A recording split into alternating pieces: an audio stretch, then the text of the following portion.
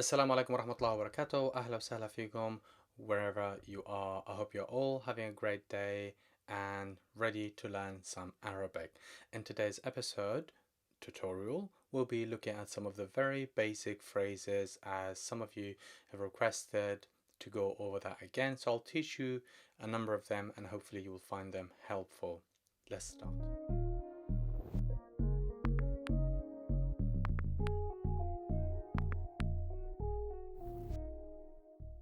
Okay, so the first one we've got marhaba, marhaba. So the ha sound, imagine if you're cleaning your glasses, that is the letter ha.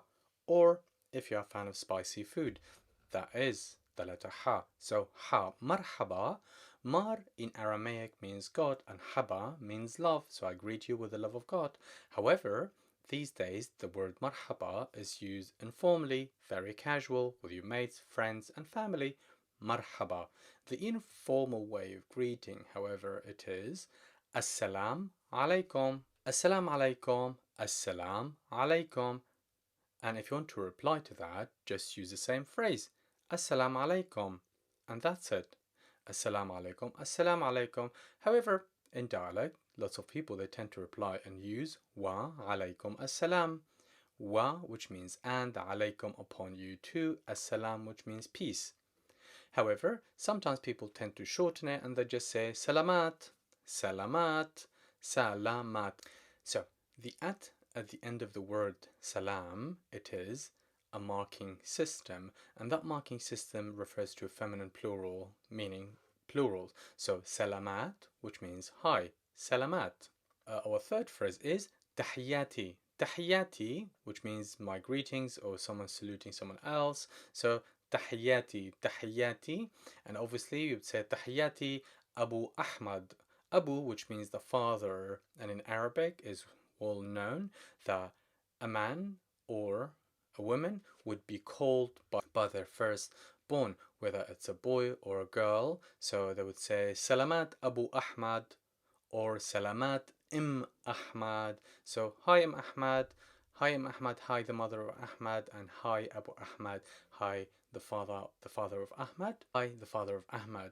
And then equally you could say Marhaba Abu Sara, Marhaba Abu Sara, or Tahiyati Abu Sara, Tahiyati Abu Sara. And equally you would say Tahiyati Sara, Tahiyati. So and Abu, which means the mother of, and Abu, which means the father of. So in the Middle East, so sometimes in the Middle East you'll be knowing somebody for a really long time, but you don't really know their real name unless you come across something very formal like a paper or a formal paper. Then you would see, oh, this is his name.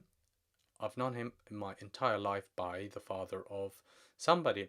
So that is one of the cases in Arabic where a person, regardless if it's a man or a woman, are named after their firstborn. The other one is, you've got a number of phrases, how would you say yes? So the first one is a, which means yes, a. So it's a kind of a gesture, very much like in English you would say yeah, yeah. So in Arabic is the equivalent of that is a. And the very formal way of saying yes in Arabic is na'am, na'am, na'am, na'am, which means yes.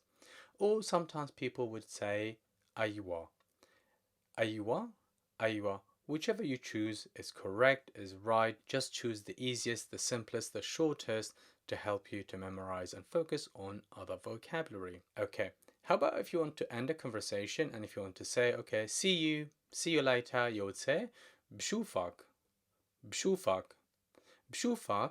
If you're talking to masculine, بشوفك, بشوف, I see ak, which means you. بشوفك, which means see you later. بشوفك بكرة, see you tomorrow. بشوفك بكرة, بشوفك بكرة, see you tomorrow. And then equally, for feminine, all you need to do is just change the ending of the possessive pronoun. So instead of ak, all you need to do is just delete the ak and instead of it add an ek, and it becomes bshufek. And that is depends on the person you're talking to. It does not depend on the talking person. It depends who you're talking to and addressing. So you would say bshufek بشوفك see you بشوفك بكرة see you tomorrow بشوفك الأسبوع الجاي see you next week بشوفك الأسبوع الجاي. Our next phrase is very much used in dialect and it means talk later, and it is منحكي.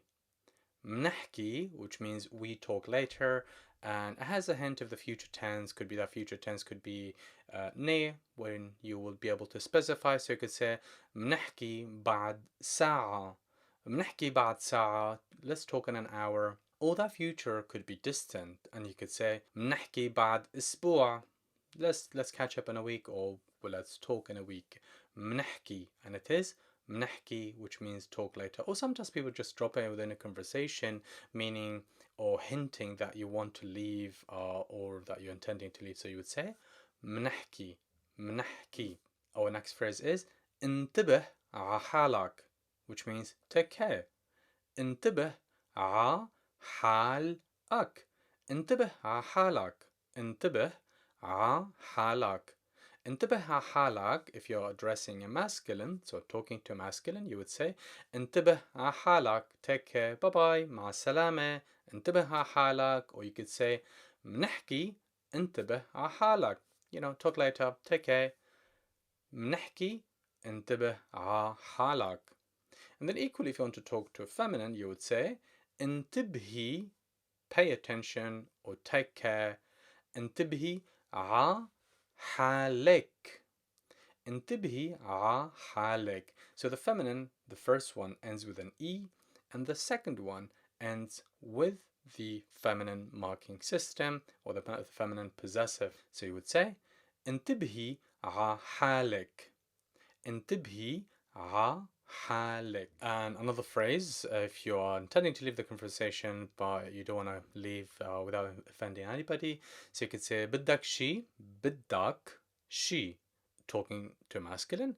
بدك شي, is there anything I could help you with, or do you need anything else? Meaning before you leave or end the conversation. So you could say بدك شي, implying that you intend to leave the conversation and you're trying to or hang up on a phone call, or let's say, for example, you're having let's say a Skype or a WhatsApp or a FaceTime chat, and that is an indication that you want to end the conversation, meaning like they want to go. So you would say in Arabic بدك شي, and that is if you're talking to masculine. And equally, if you want to talk to feminine, you would say بدك شي. Would you like or would you need anything? بدك شي. And that is if you're talking to feminine. بدك شي. The final one is when you would say, excuse me, I have to leave. And obviously that would be the end of the conversation. So you would say بالإذن,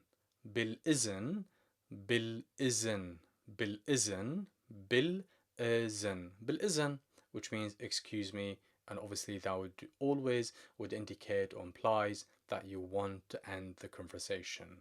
Thank you very much for watching this tutorial. I hope you had a great time learning some Arabic, and don't forget to share and subscribe and give a big thumbs up if you like this video, and let me know if there's anything else you would and want me to cover. Till next time, keep well and ma salama.